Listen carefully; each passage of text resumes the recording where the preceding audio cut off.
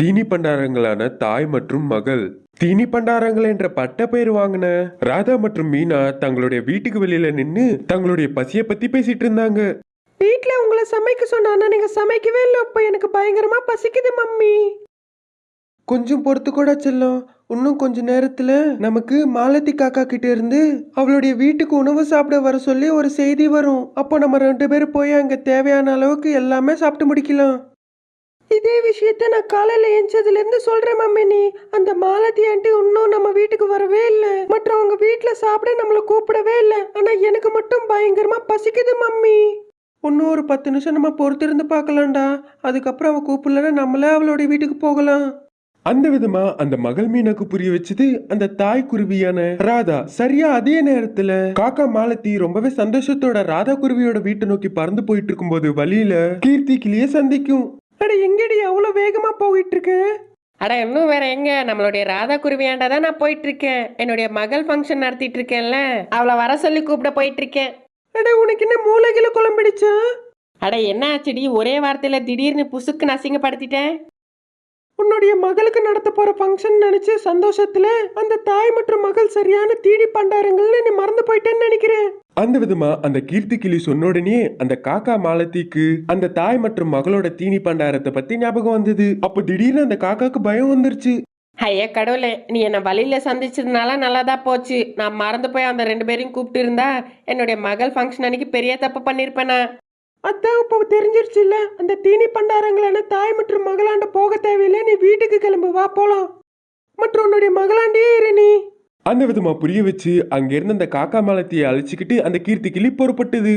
காக்கா மாலத்தியோட அழைப்புக்காக வீட்டுக்கு வெளியில காத்திட்டு இருந்த அந்த தீனி பண்டாரங்களான தாய் மற்றும் மகளுக்கு பயங்கரமா பசிச்சிட்டு இருக்கு. மற்றும் அவங்க 2 பேரும் கோவத்தோட, இது பாருடா கண்ணு, அந்த காக்கா மாலத்தியோட கண்ணில் படாம எங்க சமைக்கிறாங்கன்னு தெரிஞ்சுக்கிட்டு நம்ம அமைதியா போய் சாப்பிட்டு வந்துடலாம். இந்த ஒரு வார்த்தைக்காக தான் நான் அவ்வளவு நேரமா காத்திருக்கேன் அம்மா. அப்படி சொன்ன உடனே அந்த தாய் மற்றும் மகள் குருவிகள் ரொம்பவே சந்தோஷத்தோட தங்களுடைய வீட்டுல இருந்து கிளம்பி காக்கா மாலத்தியோட வீட்டு பின்னாடி சமைச்சிட்டு இருக்கிற ஏரியாவுக்கு கிளம்பி வருவாங்க. அந்த சமையல் ஏரியால நின்னுட்டு இருந்த வேலைக்காரி பத்மா கொக்கு அங்க இருக்கிற எல்லா பொருட்களையும் அடுக்கி வைப்பா. அந்த இடத்துக்கு பறந்து வந்திருந்த அந்த தாய் மற்றும் மகள் குருவிகளுக்கு 2 பெரிய டபரா செட்டுகள் தென்படும். அது பார்த்த உடனே சந்தோஷப்படுவாங்க. மம்மி, அங்க இருக்கிற டபரா அண்டா செட்களை பாத்தியா? ஒரு இதுல சாதம், இன்னொரு இதுல சிக்கன் கறி, இன்னொரு இதுல மட்டன் கறி இருக்கு போல மம்மி. அப்படி சொன்ன உடனே ராதா குருவி வாயிலிருந்து எச்ச ஊறிக்கிட்டே இருக்கும். அதே சமயத்துல வேலைக்காரியான கொக்கு அவங்களாண்ட நடந்து வந்தது. சொல்லுங்க மேடம், என்ன வேணும்? யார் நீங்க? எதுக்காக இங்க வந்திருக்கீங்க சொல்லுங்க. இத பாருமா, சமையல் எல்லாம் பண்ணி முடிச்சாச்சு தானே? பண்ணி முடிச்சிட்டா மேடம். ஆமா, நீங்க யாருன்னு சொல்லவே இல்லை. நான் இந்த ஃபங்க்ஷனுக்கு வந்த ஒரு பெரிய கெஸ்ட்டு. இவன் என்னுடைய மக. இந்த மாதிரி ஃபங்க்ஷன்ஸில் இந்த மாதிரி பெரிய கெஸ்ட்டுங்களுக்கு தான் ஃபஸ்ட்டு உணவு வைப்பாங்க. உங்களுடைய அம்மா சொன்னதுனால தான் நான் இந்த ஏரியாவுக்கு வந்திருக்கோம். இல்லைன்னா இங்கே சமைக்கிறாங்கன்னு எங்களுக்கு எப்படி தெரியும் சொல்லுங்க? அந்த விதமா அந்த ராதா குருவி சொன்ன உடனே அந்த வேலைக்காரி பத்மா கொக்கு உண்மைன்னு நினைச்சுக்கும். மற்றும் உடனடியாக அவங்களுக்கு உணவு வைக்க அந்த வேலைக்காரி ஏற்பாடு பண்ணும். சரிங்க மேடம், ஒரு 2 நிமிஷம் டைம் கொடுங்களேன். இந்த டேபிளில் நீங்க சாப்பிட்றதுக்கு எல்லாத்துக்கும் அரேஞ்ச் பண்ணிடுறேன். எந்த ஒரு தாமதமும் பண்ணாத, இல்லைன்னா எங்க வேலை முடிஞ்சிரும். அட புரியல மேடம். எங்க அம்மா ஜோக் பண்றாங்க. சீக்கிரமா நாங்க சாப்பிட்றதுக்கு எல்லாத்தையும் ஏற்பாடு பண்ணுங்க நீங்க. அப்படி சொன்ன உடனே அந்த வேலைக்காரி பத்மா கொக்கு ஒரு டேபிள்ல சாப்பிடுற உணவு எல்லாத்தையும் எடுத்து வந்து கொண்டு வைக்கும்.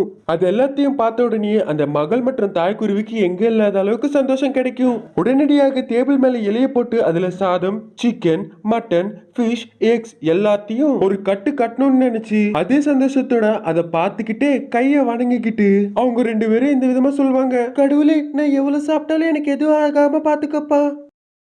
எங்களுடைய வயிற்றுல கொஞ்சோண்டு ஸ்பேஸ் இருக்கிற மாதிரி பாத்துக்கோங்கப்பா. அந்த விதமா அந்த தாய் மற்றும் மகள் குருவிகள் வேண்டிக்கிட்டு சாப்பிட ஆரம்பிப்பாங்க. வெறும் 2 நிமிஷத்துல இலையில இருந்த மொத்த சாதத்தையும் சாப்பிட்டு முடிச்சிருவாங்க. இதை பார்த்து அந்த வேலைக்காரி பத்மா கொக்கு ஷாக்ல உறைஞ்சு போய் அந்த குருவிகளை ரொம்பவே குழம்பி போன நிலையில பார்க்கும். இதை அனைத்தும் கவனித்துட்டு இருந்த அந்த குருவிகள், ஏமா இன்னும் 2 பிளேட்டு எல்லா வெரைட்டியும் ஃபுட்டும் கொண்டு வாமாங்க. எந்த ஒரு இதுவும் மறந்துடாதீங்க, எல்லாமே இருக்கணும் அதுல. அப்படி சொன்ன உடனே அந்த வேலைக்காரி கொக்கு உடனடியாக எல்லா வெரைட்டியும் ஃபுட்டு கொண்டு வந்து அவங்களுடைய இலை மேல எடுத்து வைக்கும். அப்போ உடனடியாக எந்த ஒரு தாமதமும் பண்ணாம அந்த மகள் மற்றும் தாய்க்குருவி டக்கு டக்குன்னு அதை எடுத்து சாப்பிடுவாங்க. இதை பார்த்து அந்த வேலைக்காரி கொக்கு ரொம்பவே ஆச்சரியம் போகும். 100 பறவைகள் சாப்பிட வேண்டிய உணவை இவங்க 2 பேரும் 1 மணி நேரத்திலிருந்து சாப்பிட்டுட்டு இருக்காங்க. இந்த விஷயத்தை உடனடியாக காக்கா மாலத்தி அம்மாண்ட போய் சொல்லணும், இல்லைன்னா அவ்வளோதான். உடனடியாக அந்த வேலைக்கார கொக்கு காக்கா மாலத்தியாண்ட போய் எல்லா விஷயத்தையும் சொல்லும். அந்த தீனி பண்டாரங்களான தாய் மற்றும் மகள் அந்த வேலைக்காரி கொக்கை கண்டுக்காம அவங்க சாப்பிட்டுக்கிட்டே இருந்தாங்க. அந்த வேலைக்காரி கொக்கு சொன்னதை கேட்டு அந்த காக்கா மாலத்தி ஷாக் ஆயிட்டு உடனடியாக வேகமா அந்த சமையல் இடத்துக்கு ஓடி வரும். அந்த தாய் மற்றும் மகள் குருவி அந்த மாலத்தி காக்கா வரதை பார்த்து உடனடியாக வாயில அப்பளத்தை வச்சுக்கிட்டு அங்கிருந்து பறந்து போயிடுவாங்க. அப்போ அவங்க பின்னாடி அந்த காக்கா மாலத்தி கையில குச்சியை பிடிச்சிக்கிட்டு பறந்து போய்கிட்டே இருந்தது. இருட்டிடுச்சு. அது ஒரு அடர்ந்த காட்டுப்பகுதி. ஒரு கூட்டுக்குள்ள லாந்தர் எரிஞ்சிட்டு இருந்தது. அந்த கூட்டுக்கு வெளியில ஒரு மரத்தின் கிளை மேல வருத்தப்பட்டுக்கிட்டே உட்காந்து தனக்குள்ள தானே யோசிச்சுக்கிட்டு இருந்தது ராதா குருவி. இப்படியே போயிட்டு இருந்ததுன்னா தினம் தினம் வாழ்றது ரொம்பவே கஷ்டமாயிடும். அது மட்டும் இல்லாம என்னுடைய வளர்ந்துட்டு வர்ற மகளுக்கு நான் என்னத்தை சேர்த்து வைப்பேன். அது மட்டும் இல்லாம அவளை நான் நல்லா படிக்க வைக்கணும், பெரிய காலேஜுக்கு அனுப்பணும், ஒரு நல்ல இடத்துல சம்மந்தம் பேசி கல்யாணம் பண்ணி வைக்கணும். ஐயோ கடவுளே, எனக்கு என்னமா சோதனை வந்திருக்கு. என்னோட வாழ்க்கையில நல்ல நாட்களே வராதா? அந்த விதமா நினைச்சு வருத்தப்பட்டு இருக்கிற ராதா குருவி கிட்ட தன்னுடைய மகள் மீனா குருவி வருவா. கண் கலங்கிட்டு இருக்கிற தன்னுடைய தாயை பார்த்து அந்த கண்ணீரை துடைப்பா. அழுதாதான் நம்மளுடைய கஷ்டங்கள் தீரும்னா சொல்லுமா, நானும் உன் கூட சேர்ந்து அழுகிறேனம்மா. கஷ்டங்கள் தீராட்டியும் நெஞ்சுக்குள்ள இருக்கிற பாரம் கொஞ்சமாச்சும் குறையும்ல. உன்னுடைய கஷ்டத்துக்கு காரணம் நான் தானேம்மா. நீ என்னுடைய கஷ்டம் கிடையாதும்மா, நீ என்னுடைய உசுறு மற்றும் என்னுடைய பொறுப்பு. இந்த உலகத்துல எனக்கு தாய் பட்டம் கொடுத்து கௌரவித்த என்னுடைய உசுறு நீ. அப்படின்னா உன்னுடைய உசுறு பார்த்துட்டு இருக்கும்போது நீ கஷ்டப்பட்டு வருத்தப்பட்டு அழுதுட்டு இருந்ததுன்னா அது எவ்வளோ வரைக்கும் நியாயம், நீயே சொல்லுமா. நீ என்னையும் நான் உன்னையும் பார்த்துக்கிட்டே உட்காந்துட்டு இருந்தா நம்மளுடைய பசி தீரும் தவிர நம்மளுடைய வறுமை ஏறாதும்மா, மற்றும் நம்மளுடைய வாழ்க்கை மாறாது. எதுக்கு மாறாதும்மா? உன்னை விட அந்த காக்கா மாமா அதிகமாக மாம்பழத்தை எப்படி விற்கிறாரு? அதுதாம்மா எனக்கும் புரிய மாட்டேங்குது.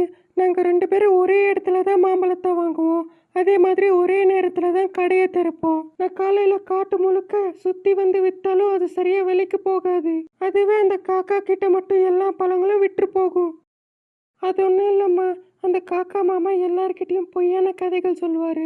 அதை எல்லாரும் நம்பி அவர் வலையில விழுவாங்க. அதே கேப்பில் எல்லா மாம்பழத்தையும் விற்றுருவாரு. ஆனால் நீ சொல்கிற உண்மையை யாரும் கண்டுக்க கூட மாட்டாங்க, மதிக்கவும் மாட்டாங்க. அதனால தான் உங்ககிட்ட யாரும் பழம் வாங்க மாட்டாங்க. நேர்மையாக இருக்கிறது நல்லது தாம்மா, இல்லைன்னா ஏமாற்றி பொழைச்சி வாழ்ந்தா ரொம்ப நாள் நீடிக்காதுல்ல. அதனால தாம்மா. இது எல்லாத்தையும் நம்ம நாளைக்கு பேசிக்கலாம்மா. வாம்மா நம்ம போய் சேர்ந்து தூங்கல, எனக்கு தூக்கமாக வருது. அப்படி சொன்ன உடனே ராதா குருவி எதுவும் பேசாம தன்னுடைய மகளை அழிச்சுக்கிட்டு தன்னுடைய கூட்டுக்குள்ள போயிடும். மற்றும் கதவை மூடிக்கிட்டு லேந்தர் வெளிச்சத்தை கம்மி பண்ணும். கட்டில் மேலேயே தன்னுடைய மீனா மகள் குருவி பக்கத்திலேயே அந்த ராதா குருவியும் தூங்கும். அன்னைக்குன்னு பார்த்து நடுராத்திரியில திடீர்னு மீனா குருவிக்கு முழிப்பு வரும். உடனடியாக ஏஞ்சி ஒரு ஜன்னல் பக்கத்துல நின்று வேடிக்கை பார்த்துட்டு இருக்கும். அப்போ ஒரு காக்கா தன்னுடைய கால்களால இன்ஜெக்ஷன் எடுத்துட்டு போறத பார்க்கும். எடா இது என்ன? காக்கா மாமா திடீர்னு ஒரு சிவப்பு கலர் இன்ஜெக்ஷனை எடுத்துக்கிட்டு எங்கள் கூட்டு பக்கத்துல இருந்து போறாரு. இப்போ நான் ஜன்னலை சாத்திரட்டுமா வேணாமா? அந்த விதமா யோசிச்சுக்கிட்டு அந்த காக்காவையே பார்த்துட்டு இருக்கும். அதே நேரத்துல அந்த காக்கா சிவப்பு கலர் இன்ஜெக்ஷனை பார்த்து சந்தோஷப்பட்டுக்கிட்டு, என்னுடைய வெற்றிக்கான ரகசியம் இந்த சிவப்பு இன்ஜெக்ஷன் தானே. என்னுடைய தங்கச்சிக்கு மட்டும் இல்லாமல் யாருக்குமே இந்த ரகசியம் தெரியாது. இந்த ரகசியத்தை யாருக்கும் நான் தெரிய விட மாட்டேன். அப்படி என்னுடைய குருவி தங்கச்சி தெரிஞ்சுக்கணும்னு ஆசைப்பட்டதுன்னா அவளை கொல்றதுக்கும் நான் தயங்க மாட்டேன்.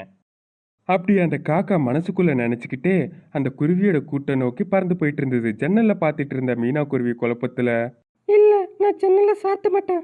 ஒருவேளை அந்த சட்டம் மட்டும் காக்கா மாமா கேட்டதுன்னா நாங்கள் முழிச்சிட்டு இருக்கோம்னு அதை கண்டுபிடிச்சிரும். அப்புறம் எங்ககிட்ட வரும். அப்படி வரக்கூடாதுன்னா நான் அந்த ஜன்னலை சாத்தக்கூடாது. நான் தூங்குற மாதிரி நடிக்கணும். அந்த விதமா யோசிச்ச உடனே ஜன்னல் கிட்ட இருந்து நகர்ந்து தன்னுடைய தாய் பக்கத்திலேயே படுத்து தூங்குற மாதிரி நடிச்சு கண்ணு மூடும் மீனா குருவி. இதே நேரத்துல ஜன்னலாண்ட பறந்து வந்த அந்த காக்கா உள்ள தூங்கிட்டு இருக்கிற தாய்க்குருவி மற்றும் மகள் குருவியை வெளியில இருந்து எட்டி பார்க்கும். நல்லா தூங்கிட்டு இருக்காங்க போல, இனி என்னுடைய வேலையை நான் ஆரம்பிக்க வேண்டியது தான். அப்படி நினைச்சுக்கிட்டு அந்த காக்கா அந்த ஜன்னல் கிட்ட இருந்து முன்னோக்கி பறந்து போயிட்டு இருக்கும் தன்னோட வழியில. அந்த காக்கா ஜன்னல் கிட்ட இருந்து பறந்து போனதை பார்த்த அந்த மீனாக்குருவி உடனடியாக தன்னுடைய தாயை எழுப்பும் தூக்கத்திலிருந்து. அம்மா சீக்கிரமா எழுந்துரு. காக்கா மாமா ஏதோ சிவப்பு கலர் இன்ஜெக்ஷனை எங்கேயோ எடுத்துட்டு போறாருமா. அப்படி சொன்ன உடனே தூங்கிட்டு இருக்கிற ராதாக்கிளி திடீர்னு முழிச்சுக்கும். உடனடியாக ஜன்னலாண்ட நின்று எட்டி பார்ப்பாங்க ரெண்டு பேரும். அந்த காக்கா சிவப்பு கலர்ல இருக்கிற இன்ஜெக்ஷன் எடுத்துட்டு போறது அவங்களுக்கு தென்படும். நீ இங்கேயே பத்திரமா இரு மீனா. நான் போய் உங்க காக்கா மாமா என்ன பண்றாருன்னு கண்டுபிடிச்சு வரேன். இல்லம்மா நானும் உன் கூடவே வருவேன். அப்படி சொல்லிட்டு உடனடியாக மீனாக்குருவி தன்னுடைய மொபைல் போனை எடுத்துக்கிட்டு அந்த தாய்க்குருவி மற்றும் மகள் குருவி அந்த காக்காக்கு தெரியாம அதுக்கு பின்னாடி அமைதியா பின்தொடர்ந்து பறந்து போவாங்க. மகள் குருவி தாங்கிட்ட இருக்கிற செல்போனை எடுத்து அந்த காக்கா தூக்கிட்டு போற சிவப்பு கலர் இன்ஜெக்ஷனோட ரெக்கார்ட் பண்ணிக்கிட்டே பறந்து போகும். அப்போ அந்த காக்கா அந்த சிவப்பு கலர் இன்ஜெக்ஷனை எடுத்துக்கிட்டு அங்க இருக்கிற மாம்பழ தோட்டத்துக்கு பறந்து போகும். அப்போ அந்த காக்கா ஒரு மாம்பழ மரத்து மேல உட்காரும். இவங்களும் ரெக்கார்ட் பண்ணிக்கிட்டு இன்னொரு மாம்பழ மரத்து மேல உட்காருவாங்க. அப்போ கையில இருந்த அந்த இன்ஜெக்ஷன் எடுத்துக்கிட்டு அந்த காக்கா அங்க பச்சையா இருக்கிற மாம்பழத்துக்குள்ள குத்தும். அப்போ அந்த பச்சை கலர்ல இருந்த மாம்பழம் கொஞ்ச நேரம் கழிச்சு திடீர்னு கலர் சேஞ்ச் ஆகி நல்ல சுவாசனை தர்ற மாதிரி பழுத்துடும். அப்பதான் அந்த ரெண்டு குருவிகளுக்கும் காக்கா பண்ற திருட்டுத்தனமான வேலை தெரிய வரும். நான் போய் எங்க அண்ணன் கிட்ட இதெல்லாம் என்னன்னு கேட்டுட்டு வரேன். நீ ரெக்கார்ட் பண்ணு. சரிம்மா. அப்படி சொல்லிட்டு ரெக்கார்ட் பண்ண ஸ்டார்ட் பண்ணுவா. போலி வியாபாரம் பண்ணிட்டு இருக்கிற அந்த காக்கா எதிரில் ராதா குருவி பறந்து வரும். காக்கா பார்த்து ஷாக் ஆயிடும். இந்த விதமா திருட்டுத்தனமா மோசடி பண்றதுனால உனக்கு என்ன லாபம் வரும்னு? ஓஹோ, என்னுடைய குருவி தங்கச்சிக்கு எல்லாம் தெரிஞ்சிடுச்சு போல நான் பண்ற போலி வியாபாரத்தை பத்தி. அப்ப சரி, நான் சொல்லிடுறேன் தங்கச்சி. இந்த விதமா நான் மாம்பழத்தை விற்கும் போது எனக்கு பயங்கரமா 2 மடங்கு லாபம் கிடைக்குது. மற்ற மக்கள் இனிப்பா இருக்குன்னு திரும்பி திரும்பி என்கிட்டயே வாங்குவாங்க. இது எல்லாத்தையும் ராதா குருவி கேட்டுட்டு இருக்கும். கொஞ்ச நாள் பிறகு இந்த கெமிக்கல் பழம் சாப்பிட்டு சாப்பிட்டு அவங்களோட உடல்நிலை கெட்டு போகும். அப்போ உடனடியாக ஹாஸ்பிட்டலுக்கு போவாங்க. அங்கே நாங்கள் மாம்பழம் சாப்பிட்டோன்னு டாக்டர் கிட்ட சொல்லுவாங்க. அந்த டாக்டருக்கு அப்போ விஷயம் புரிய வரும். தூரத்துல இருந்து மீனா குருவி இது எல்லாத்தையும் ரெக்கார்ட் பண்ணிட்டு இருப்பா. இதே நேரத்தில் அந்த டாக்டர் எனக்கு கமிஷனாக ஒரு பெரிய அமௌண்ட்டை எனக்கு அனுப்பி விடுவாங்க. இதுதான் என்னுடைய வியாபாரம். இது உனக்கு புரியாது. அப்புறம் இதெல்லாம் வெளியில் சொல்லிட்டு சுற்றி தெரியாத எல்லாரும் உன்னை பைத்தியம்னு நினைப்பாங்க. மற்ற இது எதையும் நம்ப மாட்டாங்க. அப்படி சொல்லிட்டு தன்னுடைய வேலையை திரும்பி ஆரம்பிக்கும் அந்த காக்கா. உடனடியாக ராதா குருவி அங்க வருத்தப்பட்டுக்கிட்டே பறந்து போய் தன்னுடைய மகளை அழைச்சிக்கிட்டு கூட்டுக்கு போயிடும். மீனா குருவி நைட்டு முழுக்க தூங்காம காக்காவோட போலி வியாபாரத்தை எடிட் பண்ணி சோஷியல் மீடியால போஸ்ட் பண்ணுவா. அவ்வளோதான், நைட்டோட நைட்டா எல்லார் மத்தியிலையும் அந்த வீடியோ ரொம்ப வைரல் ஆகும். மறுநாள் போலீஸ் பூரா வந்து அந்த காக்காவை அரெஸ்ட் பண்ணி ஸ்டேஷனுக்கு இழுத்துட்டு போகும். அப்போ அந்த காக்கா பயங்கர கோவத்தோட ராதா குருவியை பார்த்துக்கிட்டே, திரும்பி வருவேன், நான் திரும்பி வந்து உங்க எல்லாரையும் அழிச்சு என்னுடைய பகையை தீர்த்துப்பேன் அப்படி சொல்லிட்டு போயிடும். இனி அப்பத்திலிருந்து ராதா குருவி பண்ற நேர்மையான மாம்பழ வியாபாரம் அவங்களுக்கு பெரிய லாபத்தை கொடுக்கும் மற்றும் அவங்களுடைய வாழ்க்கையை சந்தோஷமா வாழ ஆரம்பிப்பாங்க.